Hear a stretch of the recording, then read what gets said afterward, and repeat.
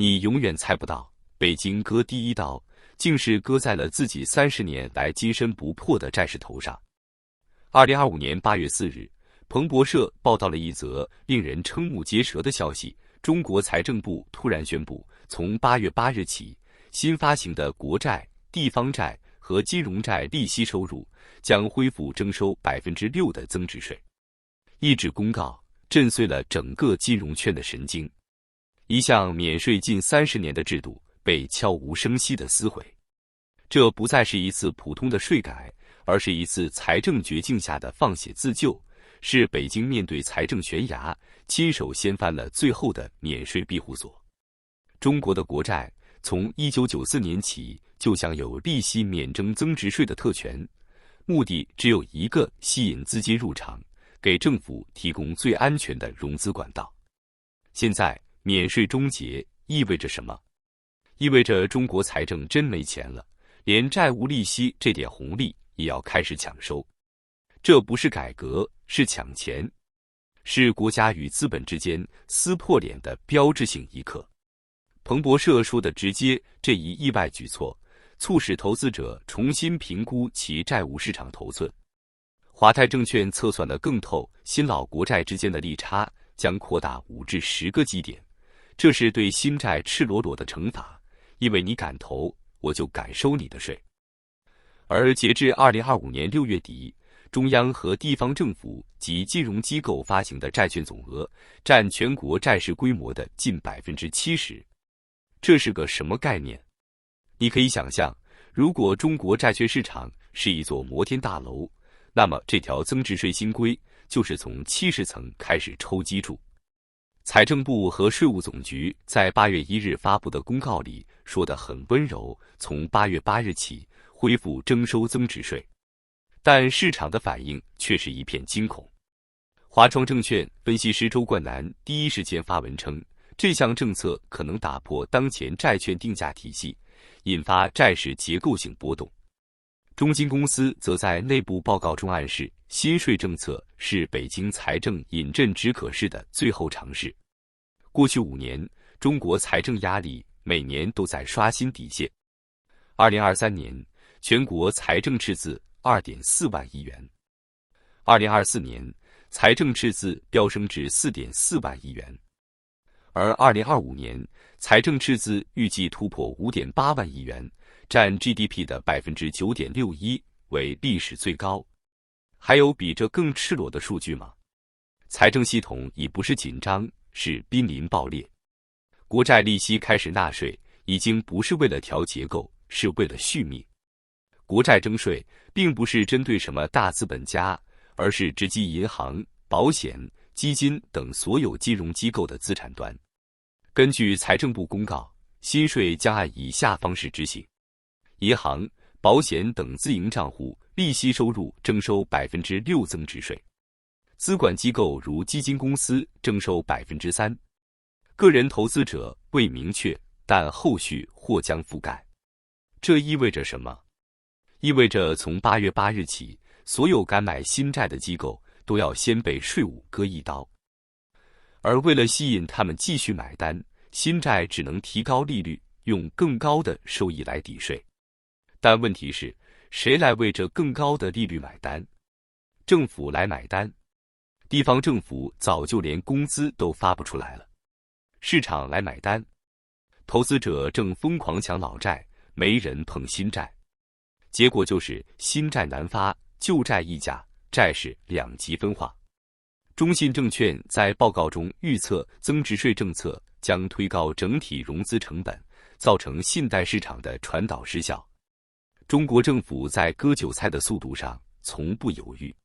不仅是债市，这场割税风暴其实早就悄悄展开。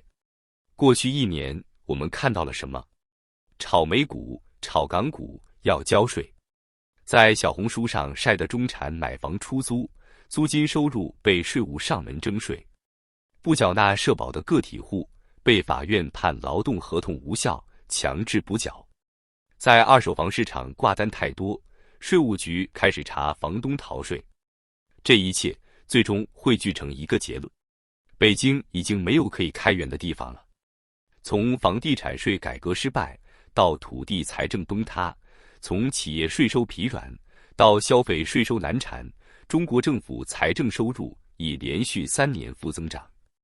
根据中国财政部2025年中期财政执行情况通报，一般公共预算收入同比下降 4.2%， 税收收入下降 5.8%， 地方政府专项债发不出去，额度使用率仅 38%。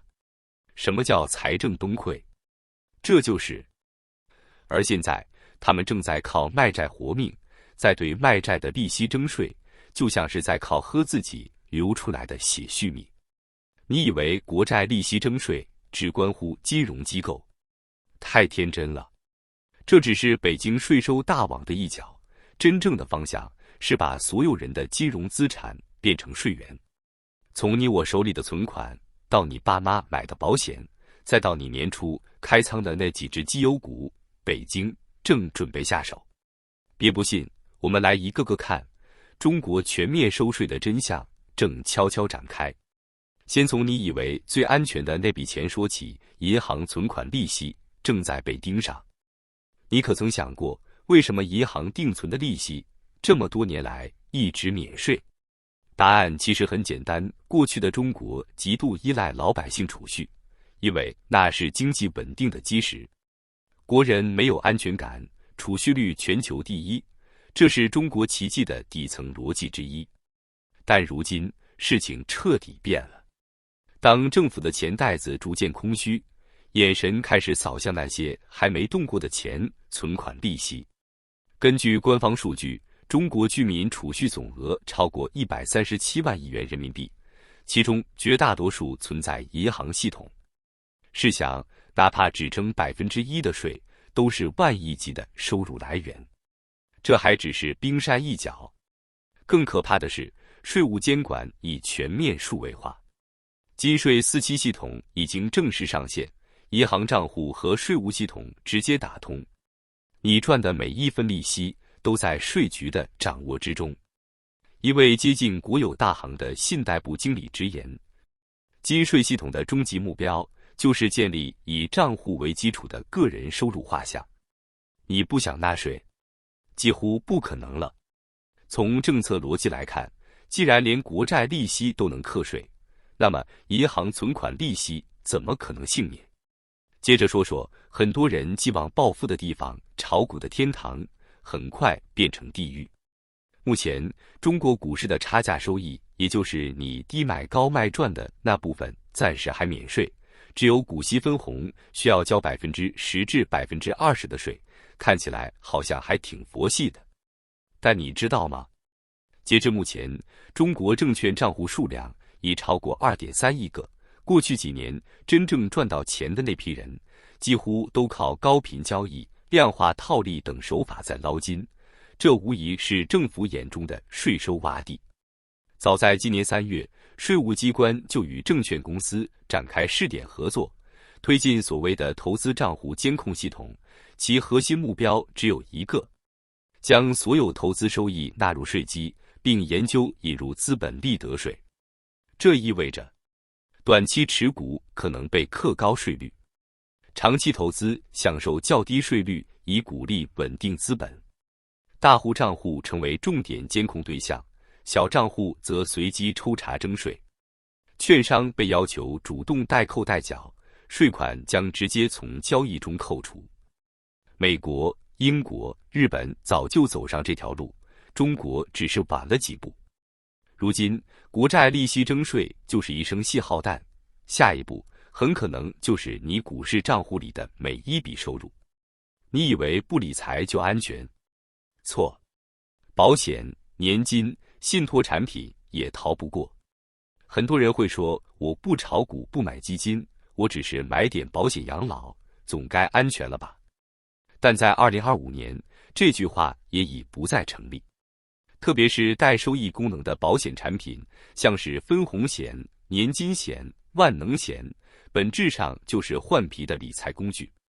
税务局怎么可能放过这块伪装的资本利得？2025年6月，官方发布了《商业养老金税收监管办法（试行）》，首次明确规定，商业养老金产品应由销售机构代扣个人所得税，并在当年度完成税务精算。这代表什么？意味着从现在开始，你的保险账户不再只看收益率，而是得精算税后收益。政府要的是你赚到钱后合理贡献一部分回国家。这不是财务建议，这是税务事实。最后，也是最让人措手不及的部分，房租、社保、海外账户，一个都跑不掉。如果你还觉得租房收点钱只是小本生意，税务局不会上心，那你真是天真。事实上，这一波打击房东的动作已经铺开，全国多地推行房屋租赁登记备案制度。一旦租客登记，房东资讯直接进入税务系统，然后先收到一封温馨提醒，接着是补交税款通知，最后甚至可能面对罚款和滞纳金。根据个人所得税法，房租收入每月超4000元以上的部分，就要以10%至20%的税率缴税。而社保方面，政府也不再留情。最高法院2025年5月发布了关键判例，企业与员工之间签署的自愿不缴社保协议一律视为无效。在深圳、杭州、成都等城市，税务与人社局系统已经全面整合，直接带来3种结果：不缴社保的公司被限期整改并处罚，没有缴社保的员工被追缴3年补费，高收入者若社保申报异常，还会被追补个税与社保差额。连海外账户也开始裸奔。2024年底，中国正式加入 CRS 共同申报准则系统，意味着你在香港、新加坡、美国、日本的银行账户资讯都会被主动回传中国税务机关。别以为钱转出去就万事大吉，你的离岸财富正在透明化，讨都没地方讨了。从国债利息到银行存款、股市炒作、保险年金，再到房租、社保，甚至海外账户，这已经不是收税改革，而是一次对全民资产的深层收割。当中国财政进入极限期，你我每一分钱的流向都被纳入税务视野。这场全民割韭菜时代，现在才刚刚开始。很多人问，为什么北京非要现在动手？不能再缓一缓？答案很残酷，真的没得缓了。2025年上半年，中国的经济数据再次塌方，工业企业利润同比下降 13.2%， 民间固定资产投资同比减少 7.4%， 社会消费品零售总额增速放缓至 1.9%， 创近5年最低。地方财政收入同比下降 6.8%。与此同时，中央政府债务余额逼近30万亿元，地方政府债务余额突破41万亿元，政府性基金收入及卖地收入暴跌 33.5%。在这场崩塌中，北京只能做一件事，从民间财富中找钱。国债利息开征税是一次象征性的警告，下一步就是所有金融资产都要纳税，所有人的财富都必须透明化，所有投资收益都不能逃税。在这个新时代里，最危险的不是你不投资，不是你不理财，而是你还以为这个国家会继续让利于民。醒醒吧！当财政危机摆在面前，任何免税红利都只是过往的历史好处。国债利息被征税是一记响亮的巴掌，打在了所有安全资产信仰者的脸上。未来的财富规则只有一条，你的每一笔收益都要过税务那一关。你能做的不是幻想政策转弯，而是学会精算税后收益，减少高频交易，分散投资避税，拥抱黄金、现金等非金融资产。更重要的是保持清醒，一个穷疯了的政权会无所不用其极。